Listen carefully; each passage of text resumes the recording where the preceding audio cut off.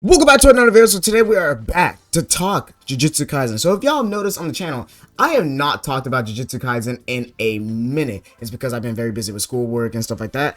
And I was realizing like, dang, I missed this chapter. You know what? I'm gonna just wait until this fight ends and then cover everything in one video, which is this video. I want to talk about arguably one of my favorite fights in all of JJK so far. I think this fight's pretty underrated. No one's really been talking about the actual fight itself and only talking about, like, you know, the final part of the fight. But I think this fight is really underrated, and I believe TAKABA versus Kenjaku is probably one of my favorite fights in Jujutsu Kaisen. So after getting the crazy ending that was Kashimo versus Sukuna and getting to see Higuruma and Itadori about to jump Sukuna, we actually cut away to someone else. We actually cut away to Kenjaku, which we haven't seen Kenjaku in a minute. And we actually get to see Kenjaku actually take down two people. One of them was like this random girl that no one knew about. And then the next person was Hanazoki. I think that was his name.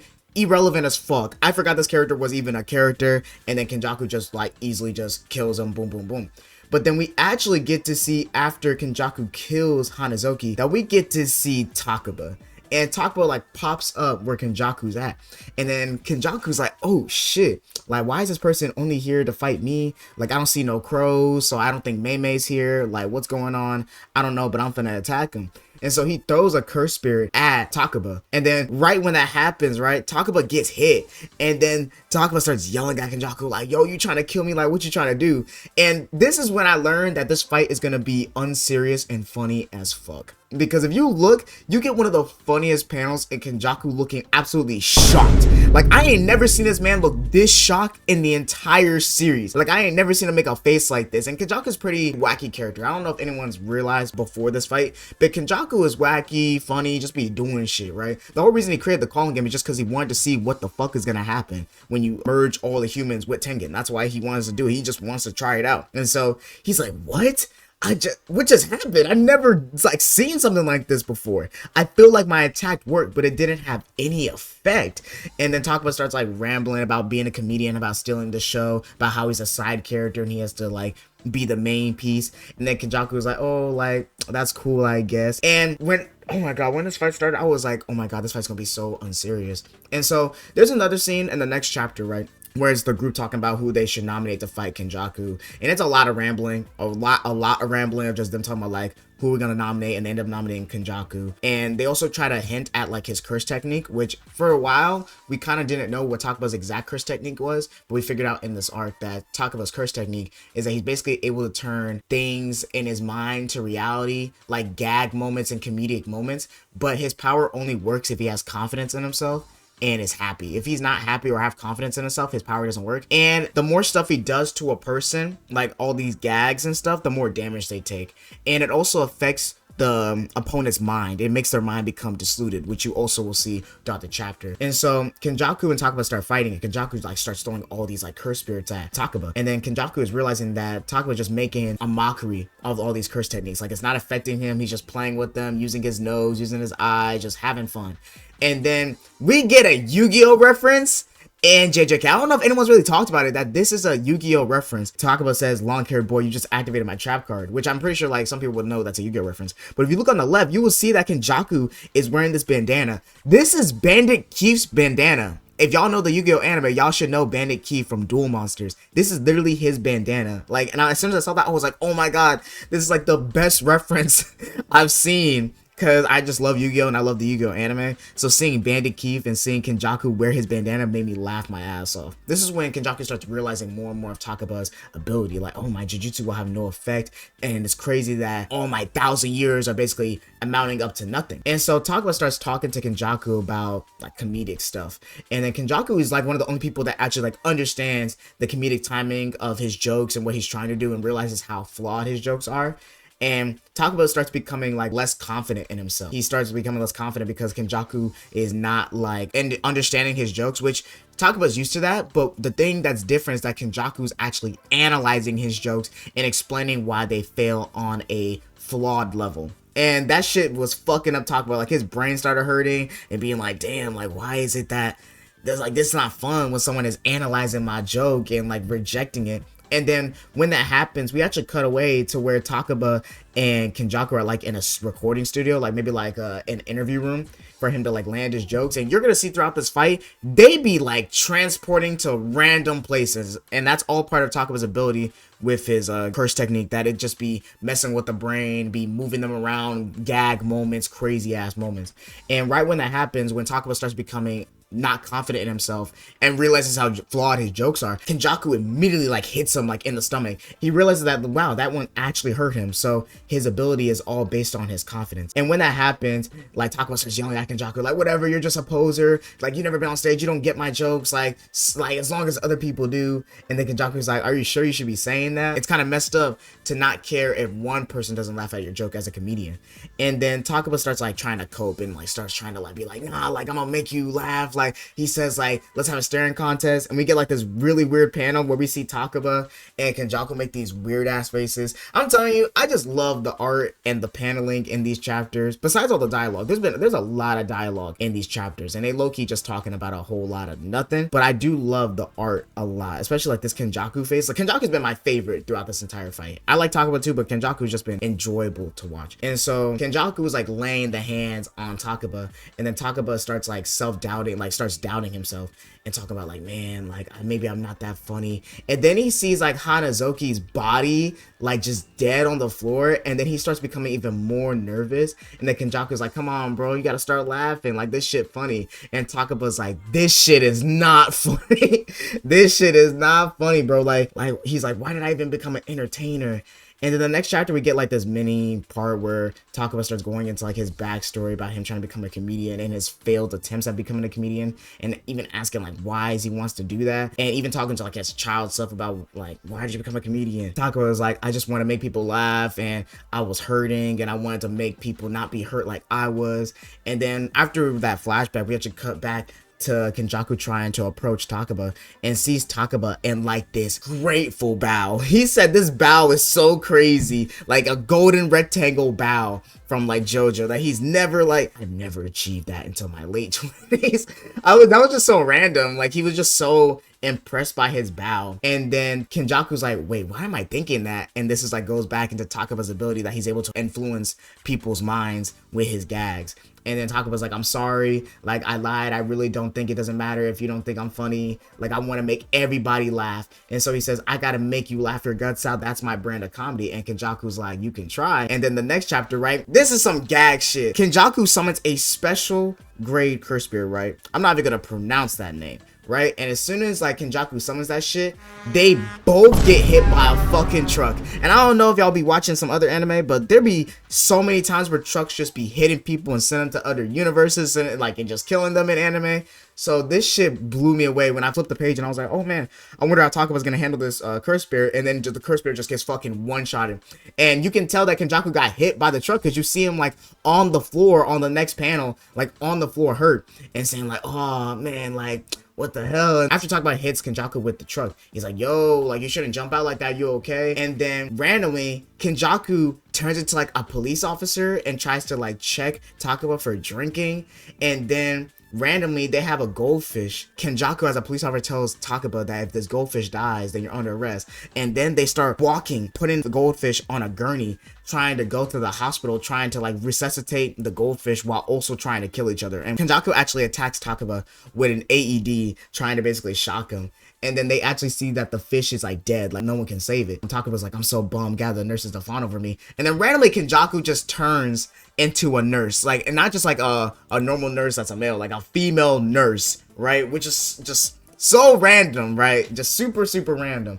And then after that, Takaba starts like yelling at him and saying like, yo, we gotta settle this with rock, paper, scissors. And then they both start doing rock, paper, scissors while they're dancing. And then while they're doing the rock, paper, scissors, they actually end it off with them both putting their like fingers in each other's nose. And then Kenjaku realizes like his curse technique doesn't just manifest things and compel my participation. It even integrates my thoughts as feedback. It's soul resonance. Which once again, his ability is that he's able to create these gag moments, and it affects both their minds, and it also does damage to opponent that's being affected. Like if Takaba and him are both playing in the water and then Kenjaku gets hit by the water, it's not going to show that he's taking damage, but he is taking damage.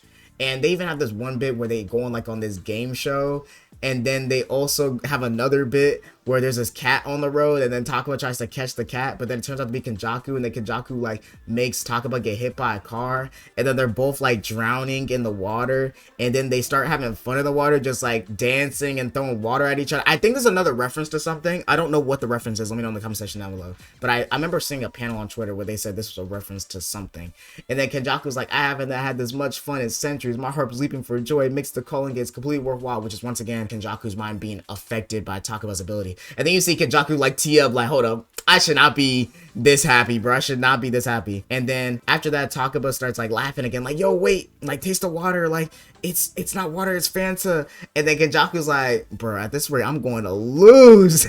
These situations are mere simulations to him, but the damage I'm suffering is taking a toll. This won't end until he satisfies his desire for last. It's a fight that brute force won't settle. I like this fight a lot. I just like that Kenjaku is really struggling with Takaba when he had that hard ass fight against Yuki. So that shit made me laugh that like, yo, Kenjaku's actually like getting dropped off by a person that no one would think would beat Kenjaku. But his ability is like, Takaba's ability is pretty crazy. It's basically a reality joke, gag, reality breaking ability, as long as Takaba is happy. So it makes sense. I think Takaba is actually like crazy kind of strong with this ability and probably could beat a lot of people. I think Takaba just has a cool ability that I'm glad that he's able to show off against Kenjaku. Kenjaku realizes that if he wants to beat Takaba, he's gonna have to beat him at his own game. And so they both suit up and start going to like this stand-up comedy show. And there is a lot of rambling in this chapter, like a lot of rambling, a lot of gags, nothing that really like adds like to the plot really. And so after all the gags, right? And then at the end of the chapter, we get this part where Kenjaku's like, what's wrong?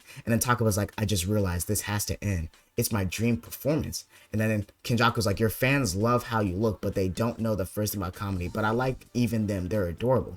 And then Takaba's like, so I don't want this to end. I don't want it to end. Like, he finally has his dream of being able to perform in front of all these people. And then all the people in the stands looking generally happy at him. But I think that Takaba knows that this is not real. And so he's like, I don't want it to end, but I'm gonna need it to end because this shit is not real. Like, this is not this is not happening right now. This is all because of my ability. And then Takaba's like, nah, that's enough. Like, I'm done.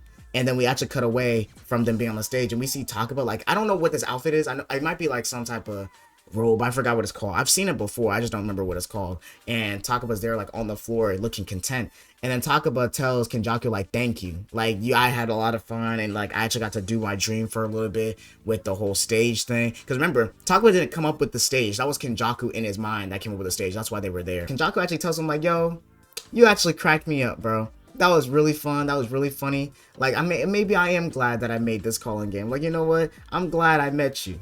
And then we get the coolest part of the whole fight, the craziest ending. People were saying for weeks that this character was washed, that he wasn't doing anything, and he was low-key not doing stuff, but he was not washed. This man was never been washed, and we get to see the most sneak attack of the entire series, bro. We see Yuta pop up out of fucking nowhere. Like, he pops up behind Kenjaku, and then Kenjaku just realizes, finally, Yuta, he's like, oh shit. He immediately tries to activate his curse technique, like his reversal curse technique and anti-gravity. And then right when that happens, Yuta actually like speeds past him in a different direction and actually like slices his head clean the fuck off. And then Kenjaku's like, what the fuck? How did I not realize Yuta's immense cursed energy? And then he looks at Takaba and is like, oh, it was because of Takaba. Whenever Takaba and Kenjaku were in that, like, those gag attacks and all those gag bits, Kenjaku couldn't sense Yuta's cursed energy, and I'm guessing he couldn't sense anybody's cursed energy and was distracted because of that ability, so he never, like, sensed Yuta coming. Yuta looks at Kenjaku's head, like, fall off his body. And then Kenjaku's like, was this the plan all along? And then Yuta's like, Takaba wouldn't kill anyone. Kenjaku's like, I hate to leave so much undone, but my will should be carried on. And that's the last chapter that we have right now that I'm gonna cover. But oh my god, I like this fight a lot. I like all the gags, I like the bits. I can understand some people don't like it because there was a lot of rambling. Like, I'm telling you, this chapter that we're on right now, this latest chapter, it's so hype at the end and I like it. there is a lot of rambling. Like literally the first like 10 pages are just them making jokes and rambling, which I like. It's harder for me to cover it like in a video. I'm not going to talk about every single bit. I think you should read the chapter yourself for that. But I do like this fight a lot because it was just so dumb and so unserious. Just a lot of random shit happening. When I saw Kenjaku get hit by the truck, that shit had me busting out laughing, and seeing the Yu-Gi-Oh reference and just seeing them trying to do like rock, paper, scissors and just random shit. It was so funny and unserious, especially with how like sad and how deep JJK has been for a while. Seeing a fight like this that's like unserious was definitely like a highlight for me, and it was really, really fun.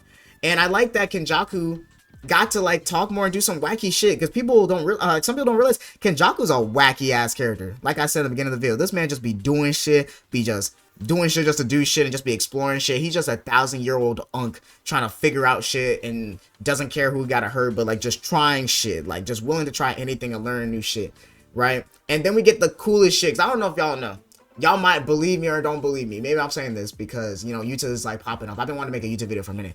But Yuta has been my favorite character in JJK for a minute. Ever since I saw JJK 0, the movie, I've been a fan of Yuta a lot. And I've been wanting to see him more. I was going to make a video on him. I might do it eventually now. Maybe I'll wait until next chapter to see if Yuta does some more stuff. But I've been wanting to make a video because I wanted to talk about all the hype moments that Yuta's done in the show, from like the JJK 0, when Yuta had to hunt down Yuji to like fake his death, and then his fight in the calling game when he had to fight in a 1v1v1. I like Yuta a lot. And I did like seeing that Yuta actually got to somewhat fulfill his promise to Gojo about how he was gonna like kill Kenjaku. We don't even know. No, not really kill Kenjaku. Kenjaku is definitely not dead. I feel like Kenjaku's about to do some shit where he about to switch bodies or whatever. But I think his days in Geto's body are over, which means that when he goes to another body, right? He shouldn't have his curse spirit manipulation curse technique right anymore, right? Because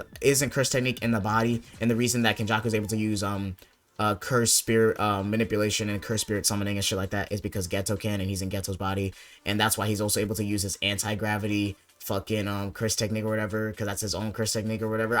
It's confusing. I might be confusing people that don't know what I'm talking about, but let me know down in the comment section down below and correct me and shit like that. But like I said, I did like this fight a lot. I liked it because it's very unserious, and we get a really, really hype ending with Yuta coming in and beating the washed allegations, cooking Kenjaku. I know some people might be mad that Kenjaku got sneaked like this, but come on, guys. It's JJK. People get sneaked all the time. People get fucking, or supposedly winning the fight, and they get fucking cut in half the next fucking page. Like, come on, guys. Like, everyone gets sneaked in this show, right? It didn't bother me. And also, I like Kenjaku as a character, and this still didn't bother me. I think this was like still like a cool way for him to get cooked by a person that like no one thought he like would cook. I think that's really cool and funny. But thank you guys for watching the video. Leave a like, subscribe, and see more content like this, and hit that bell button consistently. And I'm gonna see you guys next time.